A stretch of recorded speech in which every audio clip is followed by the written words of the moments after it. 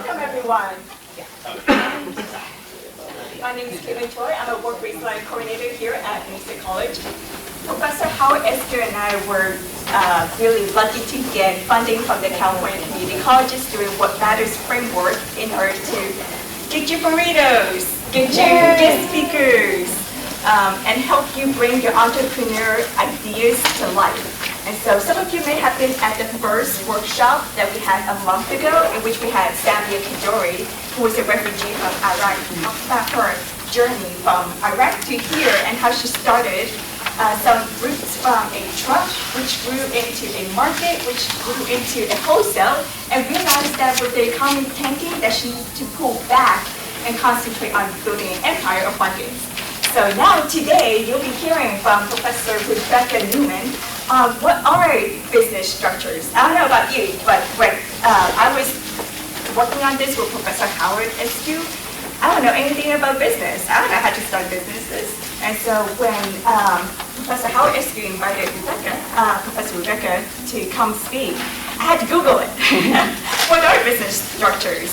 And I realized there are C Corp, S Corp, and I really still don't know what Corp means. So today you'll be hearing all about what are business structures, so that way when you have your idea for bringing your entrepreneur business to life, you can get a taste of what all these different cores really mean, and you can do your own deep dive and possibly take a class next semester in the fall on entrepreneurship with Professor Eduardo Landeros in the back here. So this is just a taste to come. So we have surveys on every seat. So please let us know how we can further support you in this entrepreneurship journey for you. And let us know what else we can do for you in the future. How can we find these events to tailor more of what you need to make sure that you have this supportive environment that you know how to reach out for help. Okay, and if you're coming in for class credit, make sure to sign in so that way we can send a copy to your professor to document that you are here today, and you'll get credit for that. So today, we are honored to have Professor Rebecca Nieman. She is a California licensed lawyer for almost 20 years. She has worked in the areas of public interest lawyering, small business development for nonprofit and for-profit entities, domestic violence, and family law. She's got a whole spread of the spectrum of expertise here. She also started her own business. She's also an entrepreneur by creating the law offices of Rebecca Nieman Esquire. For over a decade, Rebecca has been an educator, most recently serving as a professor and director of Small Business Law Center at Thomas Jefferson School of Law. Currently, she is a full-time faculty here at San Diego Mesa in the School of Business with a focus on teaching business law and business communications. So if you're liking what you're hearing today, definitely sign up for one of her exciting and dynamic classes. Exciting. Yes. It's a lot of pressure. So please welcome Professor Rebecca Nieman. Hi, everyone. Thanks for coming. It's good to see you all here because there's a lot of stuff we're going to go over in a relatively short period of time. So we're going to talk generally about business formation. I'm going to be honest with you. The stuff we cover in an hour or less sometimes is like a whole semester class in school. So forgive me if you're like, wait, we keep moving quickly. That's because this is just an hour long. I will take questions as we go, all right? So if you have general questions about what you hear from me, please feel free to just raise your hand and I will get to you. And if you're wondering why am I talking about small business creation, specifically different entity types, right before joining Mesa College, I was a faculty member at Thomas Jefferson School of Law. And myself and my law students, we actually had a nonprofit free legal clinic. By the way, it's still there, where we would help brand new entrepreneurs and small businesses create their business. So like an entrepreneur would come in and say, should I be a C corporation, or I heard something about a partnership, what should we do? And we would help them decide and talk it through. We would also create contracts, like a waiver if you're worried, I don't want to get sued by any of my customers, we'd help them create those contracts as well. So that is why I enjoy talking about this, and I do a lot of this as well in the business law course that I teach. So this has been on the board for a while now. These are the things we're going to discuss briefly today. And by things, I mean the different entity types in the state of California. So please know I'm focusing just on the state of California. Now, in most other states, it's similar, but there are differences. So I just want to let you know that. We're going to focus on these 3 common themes: formation, like how do you do it in the first place? How do you create this type of entity? Liability, kind of a weird word, might be new to some of you. Liability is responsibility. Will I have responsibility for someone slipping and falling in the restaurant I just opened? Or if somebody gets hurt by my product? What's my responsibility, my liability? And finally, taxes. And one thing you should know, typical attorney, I'm going to make a disclaimer that I am not a tax law professional. So if you have in-depth tax questions, I will say I don't know. I'm not ashamed to admit things I don't know. All right, let's first jump into sole proprietorships. So here's some things to know about them. It is owned by one individual, one person. And honestly, most entrepreneurs, small businesses, start out this way. It's easy to form and operate, so that's why. There's no legal distinction between you and the business. You are the business. It's you. It's your business. And you as an owner actually pays individual taxes rather than separate business taxes. It's all together. All right? So it's really easy to form and operate, and honestly, most entrepreneurs, for good reason, this is where and how they start out. Now, one thing to notice, remember I said I talk about liability. Remember, that's your responsibility. The owner of a sole proprietorship is held personally responsible for debts and liabilities of the business. So you start your business, you're a sole proprietorship, and tragically things aren't doing so well and you owe a big debt to your supplier. If you can't pay that debt, they can not only go after you, but your assets. So let's say you're lucky enough to own a home or a condo or a car or have a bank account with money in it. They being the supplier who's waiting for the money from you, could actually sue you and ask for those items, your house, your bank account, to be liquidated. In other words, they get the money to pay off the debt you never paid. So this is one of the quote-unquote bad things that you will hear about sole proprietors. But don't worry, I'll show you how it might not be as bad as you think. But keep in mind, this is one of the negatives that is common with sole proprietors. But hey, if you're like, I don't own a house yet, I don't have much in the bank account because I put it all into starting my business, bring it on, sue me. All right, go for it. But in case you're worried about some of your personal things, just consider this, okay? Consider your personal risks. It's good for small businesses who want to avoid the cost of incorporation. Corporation is like creating a C corporation, which we're going to talk about towards the end. Okay, it costs money because you have to file certain documents with the California Secretary of State. Again, we'll get to that in a little while. The positive is it gives you complete control. You are the boss, you are the company, go for it. You don't have a board of directors to report to. It's just you. So how do you form it? Well, pick a name. That's easy, right?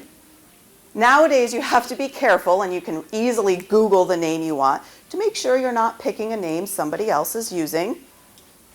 You don't want to violate someone's trademark. Trademark is just saying somebody else owns that name or is already using the name you want to use for your company. Be careful about that. If you have questions, you should talk to somebody about that. Pick a unique name. And then you'll want to file a fictitious name statement. And this is basically with the County of San Diego. This is a form that says, hey, my name's Rebecca Nieman, but I want to operate my business as the best law firm in San Diego. Well, that's not my name. My name's Rebecca Nieman. So I have to file this form that says, hey, I'm Rebecca Nieman, but my business is called the best law firm in San Diego, the best pet supply company in San Diego. So if you're not using your actual name, like Juan Rodriguez, Sarah Smith, you'll have to file this. It's not that expensive, it's not that difficult. And you'll need to obtain certain, potentially, a license, a permit, zoning clearance. However, if you're like, well, I don't know what these are, great news, because Professor Landeros next month is actually going to be talking about some of this. So please come see him. All right. Again, we talked about the liability issues. You are the business. You are on the hook. So basically why people do this is you're trading the low cost of creating your business for a little more liability risk. You know, if it's a scale, you're balancing that. You know what, I don't have much anyhow, and so let's just start as a sole proprietorship. It's cheaper. I just start my business, that's it. It's not that complicated. I know I might be on the hook if somebody gets hurt, but it's worth it because there's really nothing they can get from me in the first place. So here is my important tip. Remember I said liability isn't that bad? Because you can purchase something called liability insurance to decrease your personal liability. If you have a car, your family member has a car, I'm assuming they have car insurance. Same thing. You have a business, you can get different types of insurance on your business. So you're not completely at risk, okay? So I don't want to make sole proprietorship sound all bad because there are ways to minimize those costs of liability, okay? All right. Taxes. Basically, it's pass-through taxation. That just means when you file your individual taxes, it's all done on essentially the same paperwork. You don't have a whole separate set of documents for your business like you would with perhaps a C corporation. Okay? It's easier to actually do your taxes. Okay? And there's a lot of business expenses you can write off, which is nice, on your business taxes as well. Now, one thing to keep in mind, people don't realize about this, there's this little thing called self-employment taxes. What does this mean? So when you are a sole proprietor, you have your business, you're making money, you're buying things, you're getting supplies. Unlike some of us who have a traditional job where our employer pays us a weekly, bi-weekly, once-a-month paycheck, when you're self-employed, you don't have an employer taking out certain taxes like Social Security tax out of your paycheck. You might not even realize that. If you look at your paycheck, there's certain things being taken out, which is why your paycheck is less, right? Those are the taxes. Social Security is a big one. When you're self-employed, you don't do that for yourself. So of course, the government still wants their money, so they have implemented something called self-employment tax. So business profits are taxed as income to owner, even if the money is put back in the business. And self-employment tax is about 15.3% now. Okay, so think about that, 15%. But again, I want to bring us back to there are a lot of business expenses you can write off as well. So I'm trying to balance the negatives with the positives in all of this. All right, sole proprietorship. So let's do a quick hypothetical. Lester is the owner of a small manufacturing business. When the business prospects look good, he orders $50,000 worth of supplies and uses those supplies in creating merchandise, like any good business person. But unfortunately, there's a sudden drop in demand for his products, and Lester can't sell the items he's made. So he's got a lot of inventory. So now he gets a bill saying, hey, remember all those supplies we sent you? You got to pay for them. He can't pay the bill because he wasn't able to sell his product. So if he doesn't pay the bill, he can be sued. And let me ask all of you, if he has a bank account with money in it or in a home, could that supplier actually get that money out of those items? Yes, right? Create an LLC. Yes, you could create a different type of entity, which we'll get to. So under a sole proprietorship, which we're focusing on now, he would be on the hook. Okay? Let's move on to partnerships. So just so you know, if we're working on a continuum, I'm starting with the easiest, most simple type of business entity formation and moving to the more complicated, more costly. So we've started with sole proprietorships, and now we're moving up to partnerships. Okay? Partnerships is essentially a very simple definition. It's two or more people engaged in a business for profit. Each partner is responsible for the debts and liabilities of the partnership, and the owners pay individual taxes. Kind of like, it's really very similar to a sole proprietorship, but it's just two people coming together to create that partnership. Now, I'm going to talk to you about a partnership quickly right now, but I'm going to tell you what happens in the real world. It's very rare a lawyer or CPA is ever going to say, it's a great idea to create a partnership. And you'll see why in a minute. In the real world, partnerships are usually created between two companies, like two corporations will come together for a joint venture to build some skyrise, okay, downtown. That's how it works in the real world. I still am going to explain it to you, but this is much more rare. All right, kind of like a sole proprietorship, no formalities required. It's easily formed, and you can start your business right away. Right now, you and I could say, hey, it's getting warm outside. Let's start a lemonade stand on the corner. Cool, let's do it. Partnership. Okay. However, if you are going to be one of the few who create a partnership, two individuals, please think very carefully about who you choose to partner with. And I'll tell you that why in a minute, why that's important. When you are creating a business that involves more than one person, please create a document, and in this example called a partnership agreement. Basically it says, here's how our company is going to run, and here's who gets the profits. Here's how they're split up. It's kind of like a guide to running your business, a guide to handling what happens when things go wrong, okay?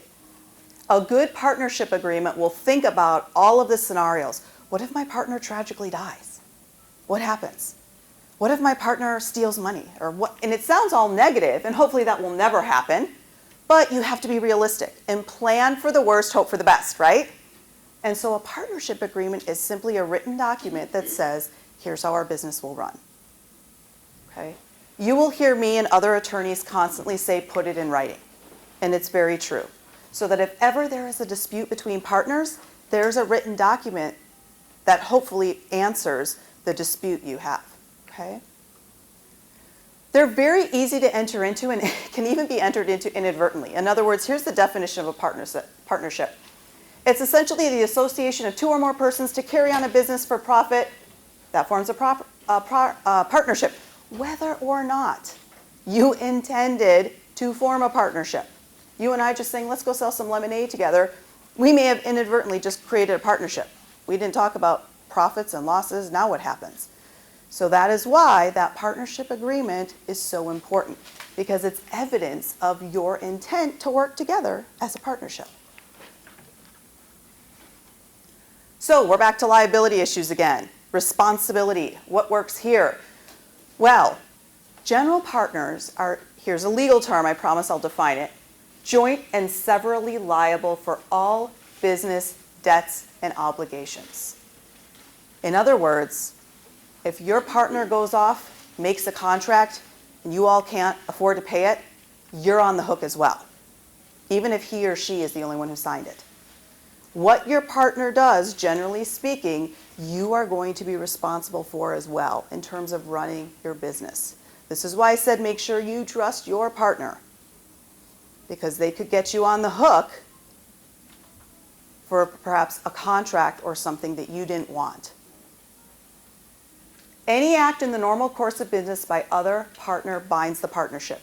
So as long as your partner is acting in the normal course of business, I just got a lease for 2 new cars for us for the partnership. What? We didn't want that. Too bad, your partner did it. It's in the normal course of business. It's crucial then to know and trust the person you work with. This is why, everyone, the traditional 2 people creating a partnership business is more rare than these other types of business entities, because of this concept of joint and several liability. You're suddenly responsible for what your partner's doing. You're not protected. So in a sole proprietorship, it was just you on the hook, right? Now you've dragged in another person. Now we both could be responsible. Okay? Yes, watch who your partner is. Okay, taxes. This is kind of like a sole prop. It's flow through taxation.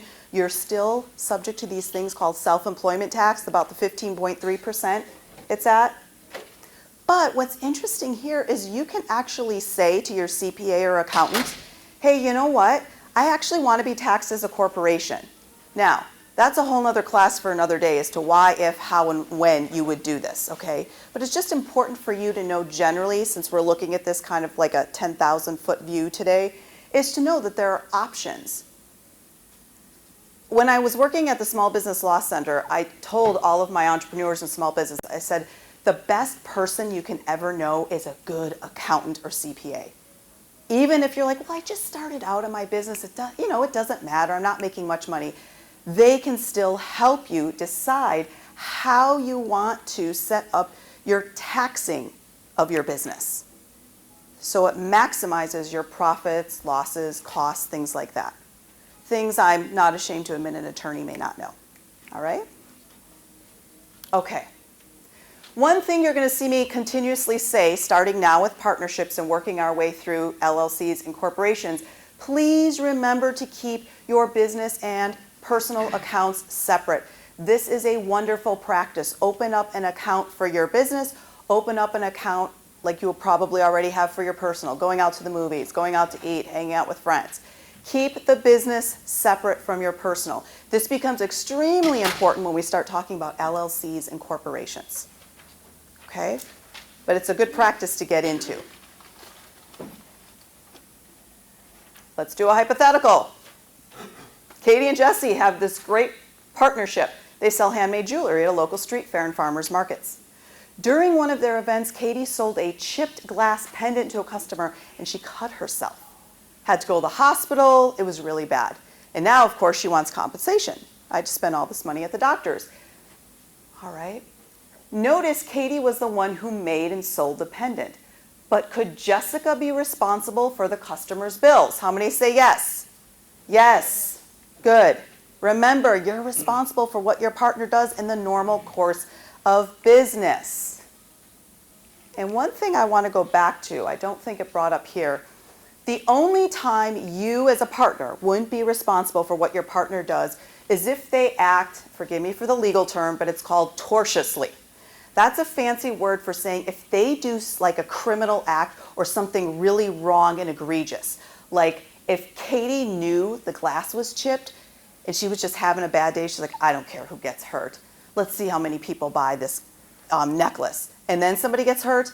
No, Jessica's not going to be responsible for that. Katie purposely knew there was a problem and didn't care and let someone get hurt.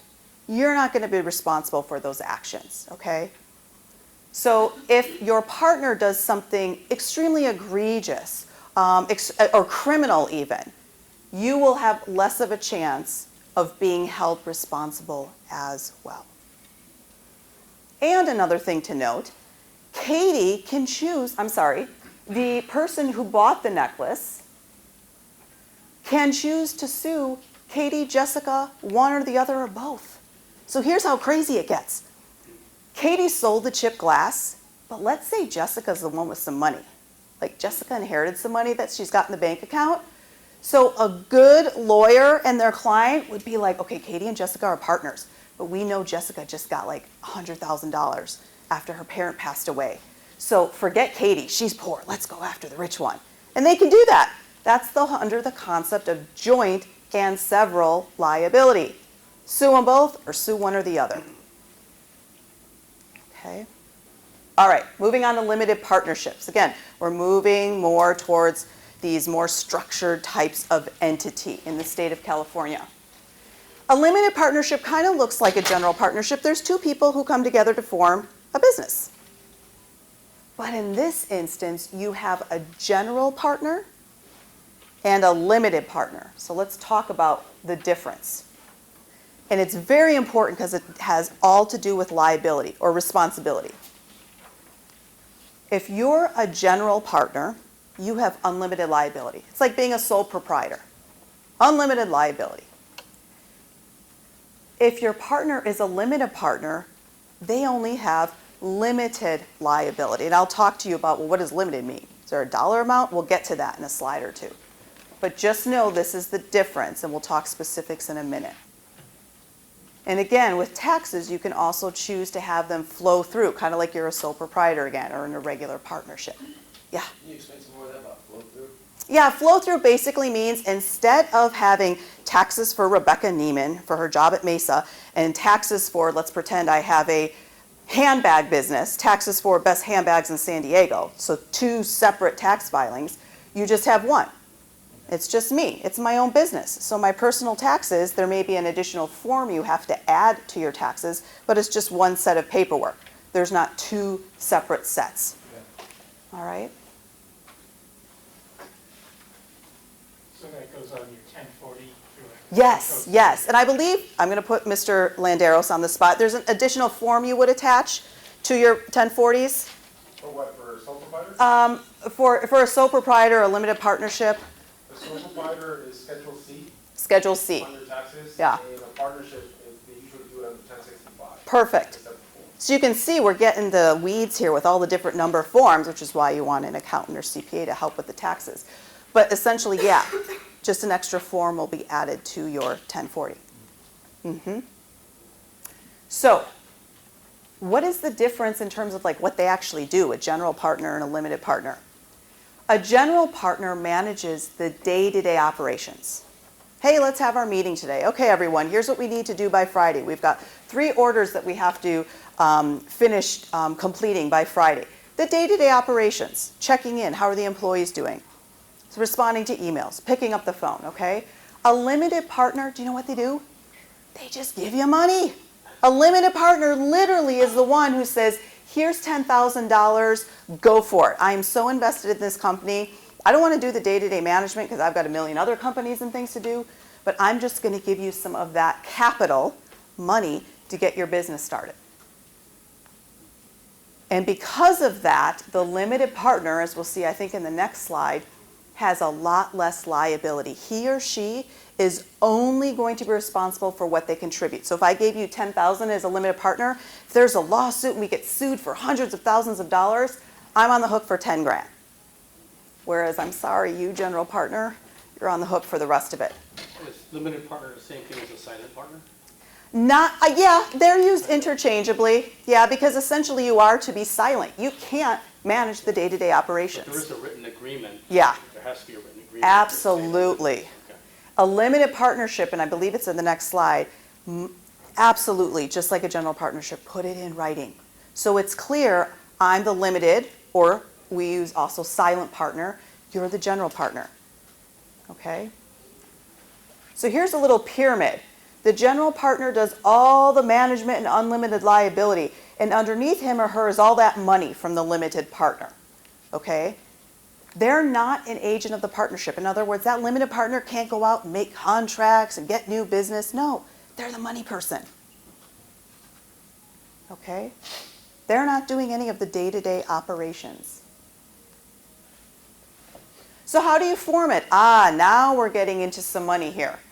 You need to file a certificate of limited partnership with the California Secretary of State. It's about $70. Okay?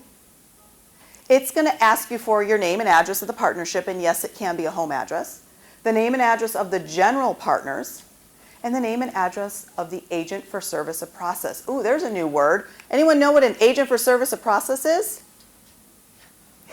I'm not going to, I almost called on you, Professor Landeros. Yes, tell me. Yes. The person that delivers like legal documents that you can serve.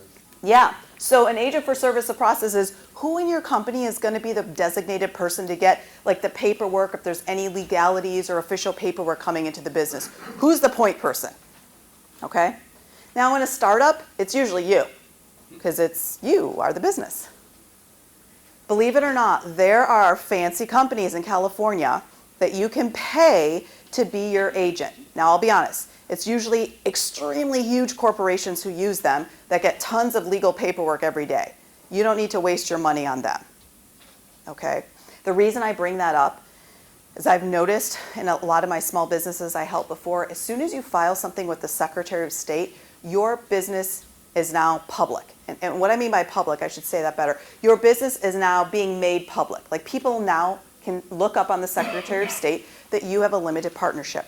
And what happens is there are savvy businesses out there who every week or every day pull a file that lists all of the new businesses that have filed these documents with the Secretary of State. Other ones we're going to talk about shortly. And they will send you letters that look very formal, very much like from the government that says, pay us $110 to do your meeting minutes and all of these special filings. And I don't want to say it's a scam, but it's kind of a scam. In other words, you don't need any of that. You do it yourself. And even I have double looked. I'm like, boy, this looks like something official from the state. This is crazy how real this looks. You don't need to use them. You can be your own agent for service of process. All right? It's not a big deal. Yes? I have a question. Yeah. When things like GoFundMe Yeah. and I can't remember, Indigo, Yeah. something like that, how does that work? Is that like a limited partnership when you start doing that? No, not at all. I mean, you don't even have to have an entity type for that. I've never done a GoFundMe page, but I don't believe if any of you have, they request you to show that you're an official entity. Not at all. You can be an individual just saying, I need money from anything from A to Z. Now, you have to be careful because if you are an actual created business, that arguably can be income to the business, and there may be tax consequences on that money. But yeah, that's not a limited partnership. You mean because of all the people coming in giving money? That's a great thought to that. But no, in general, the courts haven't seen that as any sort of a formal entity you're creating. You could set it up that way and everybody gets a tiny piece of your corporation, but that would be a nightmare to figure out, right? Good question. You had brought this up, and I'll say it again. Put it in writing. Create that written partnership agreement so it is in writing who's the limited partner. So if there's that awful lawsuit, you've got proof saying, no, I'm the limited partner. I only put in 10 grand. You can't take 100 grand for me. Okay? I've said this, general partners unlimited, limited partnership limited to their investment. Okay? Important to keep these roles separate. There are numerous lawsuits out there where the limited partner kind of put his or her nose into things too much and started making those day-to-day management decisions. And when they got sued a year or two later, the limited partner couldn't hide behind her money. The court said, I'm sorry, but every day you were in the office and telling people what to do and signing contracts, that's the role of a general partner. You were not silent. You were not limited. So guess what? Because of that, you lost your protection. So now you're just like your general partner and you're on the hook for everything. So it's important for that limited partner to literally limit themselves from putting their nose in things. They are the money person. That's it. So be very careful. Taxes, we brought that up. Oh, this is the fun thing that kicks in with limited partnerships. So our lovely state of California, no disrespect, I've been here 20 years. I must like it enough to stay, but they are not necessarily the most business-friendly state. And in order to create a limited partnership, you have, and this is not a tax, I call this the pleasure of doing business in the state of California fee. There is an $800 annual franchise tax you have to pay, no matter what. If you make $0 or you lose $100,000, you still got to write a check, use your credit card, and pay that $800 annual franchise tax fee. It's a fee, all right? And depending on the entity type, the more money you make, it may be higher. I don't have it memorized when it jumps, but the point is it's a minimum of $800, okay? So budget that when you start creating your business. A sole proprietorship, notice I didn't bring this up. You don't have to pay this. I just started bringing this now under a limited partnership. Notice this is where you get a little more formal. Yes, Professor. Rebecca, I see a lot of doctors creating limited partnerships Hmm. when they create a clinic. You know why that is and not an LLC or an S corp? Yeah, I don't know. I'm assuming it's tax consequences in some way, but I haven't noticed that. That's a good question. Is it an LLP though, a limited liability partnership? LLP. Because I know doctors, lawyers, we can only create certain types of entities, so it's an LLP. A lot of attorneys do the same, and I think it's because the equity partners who get lots of money want perhaps to stay with the flow-through taxation for some tax benefits, but I don't have specifics. That's interesting. Good. Other questions? All right. Hypothetical, Kelly and Tim. They are computer programmers, and they are partners of CompuChips LP. So we know LP means limited partnership. Kelly's the general partner. Tim's the limited partner, which means Tim is the money person, right? Kelly wants CompuChips to start selling video games and software.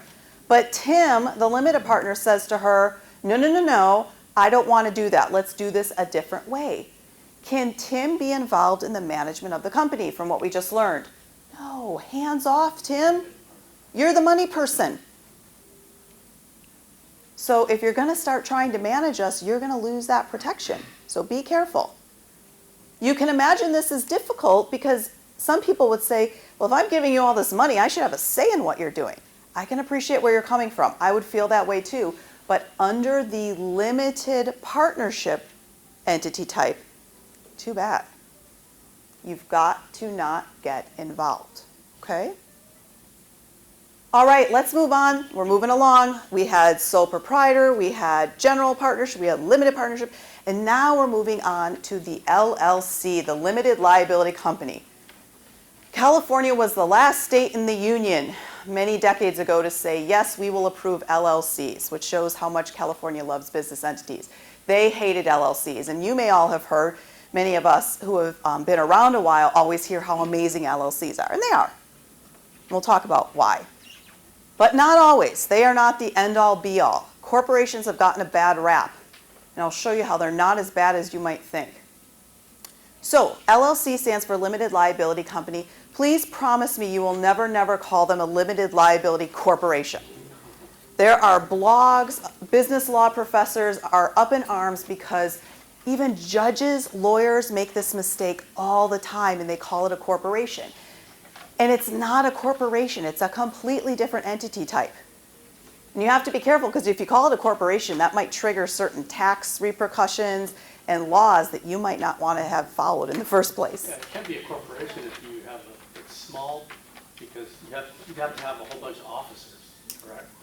In a corporation, yeah, we'll talk about that. Yeah, the different things that are required. It'll be next after this. No, there is not. There is no such thing as a limited liability corporation. There is a C corporation and an S corporation, which we're going to get to next. But there's only a limited liability company. Okay? Is it standard among the 50 states? Yes, yeah. Recently, though, ROLCA, that was the Revised Uniform Limited Liability Act, just came out a couple years ago that completely revised limited liability companies in the state of California. For example, operating agreements used to be mandatory. Now they're not even really brought up in the statute. I was just reading it the other day. I asked a colleague of mine, am I reading this right? Because the law, for some reason, went from mandating it to it being just optional. And I'll talk about why it should be mandatory anyhow, and banks require it, but I just found it weird the laws changed. So there's little nuances. Every state may allow a limited liability company, but every state might have little changes to its law, okay? That's true for anything, honestly, in a state. Every state has the power and right to, modify and do their own laws that they want, and they might look very different than another state. Especially California. As a side note, we probably don't have time to talk about this.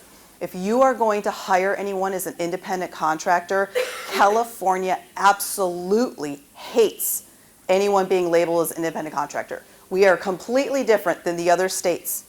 So be careful, and this affects my entrepreneurs because they're like, I can't afford to pay an employee, but I could pay my cousin as an independent contractor, $30 every 2 weeks. Be careful because there has been a lot of laws in the past year and even a couple of court cases in the last 6 to 12 months that even are tightening who you can call an independent contractor so much that it's almost virtually impossible. You've heard about Uber getting sued all the time, people saying we're not independent contractors, we're employees. So just remember that when you create a business in the back of your head to talk to someone about that if you're hiring someone to help you, okay? So in LLC, now we are finally completely separate from the person. So there's you, and the LLC is its own entity, completely separate from you, the person. And why is that great? Because now you're protected. We call it the veil of protection in the law. There is now a veil, a wall. I don't like using the word wall right around now, but we'll call it a veil. There is a veil of protection between you, the individual person, Rebecca Nieman, and my LLC, Best Handbags in San Diego. Okay? Why people love an LLC is it's pretty easy to create and easy to operate. You don't need this fancy thing like shareholders and board of directors, which we'll get into in a minute. It can just be you. In California, you are allowed to have a one-person limited liability company. Or you and your friend can be members together of the limited liability company, or 3 of you, or 4 of you, or 5 of you. Check this out. There's that $800 again. Okay? Just in California. Yeah, this is California. This is why people create their entities in Delaware. Nevada is a really popular one right now. Everybody seems to be going. Pardon? Even if you live here? Oh, I don't know if you live there. It's popular for creating the business. All right. Yeah. Now, you could create it in another state, but if you're going to do business in the state of California, you have to do a foreign filing, which is a whole nother discussion for another day. We won't have enough time. But talk to somebody if you're like, well, I'm going to create it in Nevada, but I'm going to live here and do business here. You may not be able to get around still paying taxes, okay, to the state of California. They want their money, okay? And with tax election, you now can choose, do I want to be taxed as an individual, remember the flow through, or I want separate taxes for my LLC to pay and do the paperwork.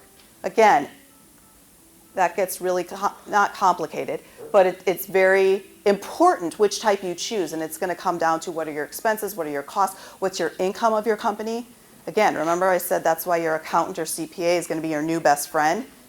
Find someone in school right now who's an accounting major, okay? Take them out to lunch. All right. Here's the great thing about an LLC and why everyone says do it. It gets you lots of protection.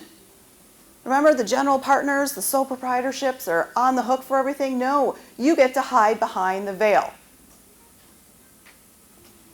When you create an LLC, you have to choose whether to be member managed or manager managed. What that basically means is, let's say you and I decide to create a LLC. Both of us can equally be involved in making decisions and day-to-day management. Or if you have a bigger LLC, you might say, I want these 2 managers to manage the LLC because all 6 of us together is going to be a nightmare. So let's designate Tim and Juan to be our managers. All right?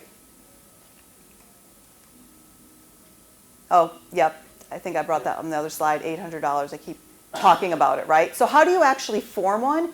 You file something called Articles of Organization. It's, I think, a 2-page form now, might still be 1 page, that basically says, hey, we're creating an LLC. You file that with the Secretary of State. And I believe there's a $70 or $100 fee. Is it $70 or $100? I can't remember. But there is a fee. You have your, remember, registered agent, agent for service of process. You got to list that again. And now when we're talking about LLCs, so when you first create an LLC, you have to also file the statement of information within 90 days of creating your company. This is just a form that says, hey, we're here. Here's our correct address and phone number and how to contact us. It's literally just information. And then you only have to file that statement of information every other year. Okay? But those are the 2 big things, pieces of paper, you're going to file with the California Secretary of State. All right? Oh, it's cut off, but this says create an operating agreement. An operating agreement is like the constitution of your company. How do we run? How are we splitting profits, losses, costs? Put it in writing. And even though for some crazy reason the law no longer requires it, please do it because a lot, if not all banks, I just had a student come tell me this. He created his own business. They're going to ask for it, right? There's no way around it. Now, tragically, well, my student told me what he did. He's like, I just found a sample one online and gave it to him. And they're like, okay. I was surprised by that. So be careful because now you're creating this document that you don't even know what's in it just to make the bank happy. And, you know, who knows what you just downloaded from the internet. So be careful, okay? An LLC offers limited liability protection. The owners are not personally liable for the debts of the business. That's what the bottom says here. That's why so many people love it. If the bank or if the LLC doesn't pay money, guess what? You can sue the LLC, but you can't go after me personally and my car, or my bank account, or my house. I am protected as a person. Just my business is not. However, remember what I brought up before, that weird word tortiously. If one of the members of the LLC, like, embezzles money or does something crazy, you are not going to be responsible for that. They are, though. In other words, they can't hide behind the veil when they do something criminal. So know that. Yeah, the veil is there to protect you, but that's for things like, oops, I wasn't able to pay my debt, or oh, I didn't know they were going to slip and fall at my grocery store, okay? But if I purposely do something criminal, I can't hide behind that veil anymore.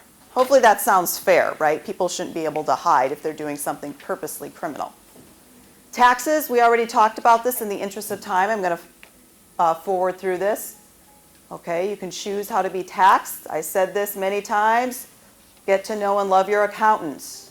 I'm not going to do a hypothetical because I want to make sure we have time to finish up corporations. 2 types of corporations, C corporation, S corporation. Corporation is the most formal business structure. Okay? The taxation, if you're taxed as a business, we call it double taxation. And S corporation is kind of like being taxed as a partnership, that flow through we call it, where you just have one set of forms. Okay? A corporation is going to have the corporate forms and the individual forms for the person. 2 separate ones. Once again, $800. There's that $800 again. Now here's what's interesting about corporations. Check this out. You not only need shareholders, you need officers, and you need directors. Okay, if you're like, wait a second, this sounds way too complicated. I have good news for you. In the state of California, one person can be the sole corporation. I can be the sole shareholder, sole director, and sole officer of my corporation. So even though this sounds complicated, you can still be a one-person corporation in the state of California. That is legal. That is allowed. So the structure is the board of directors is at the top of the food chain, so to speak, in your corporation. And on those board of directors, and you get to choose how many? 4, 6, 7 when you start your corporation. On that top of the food chain there, out of those board of directors, you need to choose officers. You are required to have a president, a treasurer, and a secretary. Okay? Again, though, good news. It can be you. You can be the president, treasurer, and secretary. That's allowed in California. So, hey, that's kind of nice. So it can be complicated. Think Qualcomm, you know, some massive bazillion-dollar company. Or it can be you. It can be simple. It doesn't have to be that complicated. Why people create corporations, it's so much easier to attract outside investors and receive financing. Watch Shark Tank, the show sometime. That's a fun one. They like corporations because you can invest and you get some equity in the company. I'll give you 10 grand and I get 5% of your company. Okay? There's a lot of protection for you, the individual. In a corporation, there's a veil as well. You're protected behind that veil. All right? How do you create a corporation? Well, it's a little more complicated. Articles of incorporation, it's a one-page form. You need your agent. Remember that statement of information I brought up before? You need to create bylaws. That's kind of like your constitution of the company. You need a corporate record book, like keep track of all your meetings you have. And you need to appoint those directors, but you can appoint yourself. So don't worry. Don't get worried that it's going to be overly complicated. Shareholders usually have no liability for the business, okay, because they are not involved in the day-to-day. However, they can be responsible if the shareholders get all muddled up in the company, okay? But mostly everyone gets to hide behind the veil as long as you don't do anything terrible. There's my lovely veil, okay? You can hide. Again, I'm going to bring up the way to rip this veil in half and be personally responsible for what your corporation does, which you don't want to be, is if you commingle funds. That is one of the biggest reasons somebody who has a corporation gets in trouble and their house gets taken or their bank account because they commingle all their money in one big bank account. Don't do it. Taxes, there's this thing called double taxation. I'm going to move in on this for you. Corporations get a bad rap because usually when the corporation makes money, not only does the corporation have to pay taxes, so corporation has to pay taxes, like an individual, you or I would, but then when the investors get their dividends, their payouts, those individuals have to pay taxes as well. That's why we call it double taxation. The corporation's paying taxes and the investors, the shareholders, when they get dividends payout from the company, they have to pay taxes.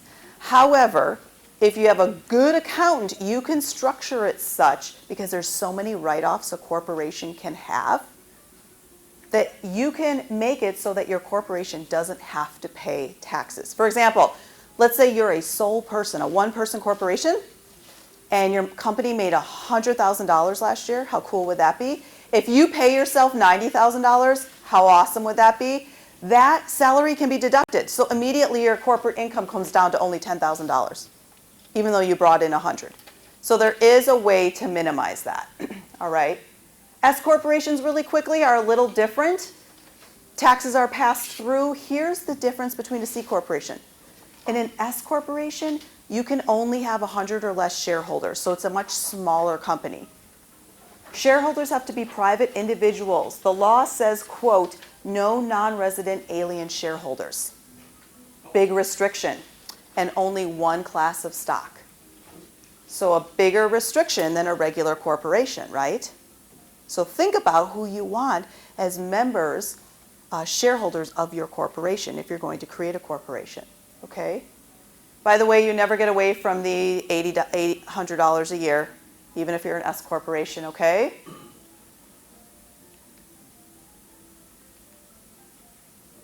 And Professor Landeros is going to talk about this next time, but business license, other types of regulations there are depending on the type of business you're all creating, you might need those special license. So you'll talk about that a little bit, I think, next month. One of my favorite websites ever is called calgold.ca.gov. This is for a small business who's like, okay, I'm creating like a pet product store. I have absolutely no idea what types of license I need. If you go onto this website and type in pet product store, it lists all of the potential license permissions you need in order to create that business. It's really cool. It's a good start. Yeah. Question. So if you have like a small business on the inside, Yeah. and use the Square app, and if you have like if you gain $20,000 or more dollars, then you get a tax cut. Oh. So like, what if you have like under that? Like, would you need like another business license or something for that? Yeah, it depends what your business is, whether you need a business license. Usually you will. Even if you're working out of your home, you still need to get a business license. I think back when I was getting one, it was like 40 or 60 bucks a year. What is it now? Is it about that? Depends on where you are. Okay, yeah. City. The city of San Diego, it was about that. Yeah. And I think I have one more slide up here. We talked about filing a fictitious business name. Here's some helpful resources. I realize there's no websites listed. I have purposely drafted the wording here so that if you Google these words, the correct websites will pop up. I figured writing the websites would make this page more confusing. So you can take a picture of this and then literally go into Google and Google California Secretary of State, and the first link will be what you go into. So you can use all of these to help you. All right? Any other questions? I know we had to fly through. There was so much to cover in an hour. All right, thanks you all. I appreciate it.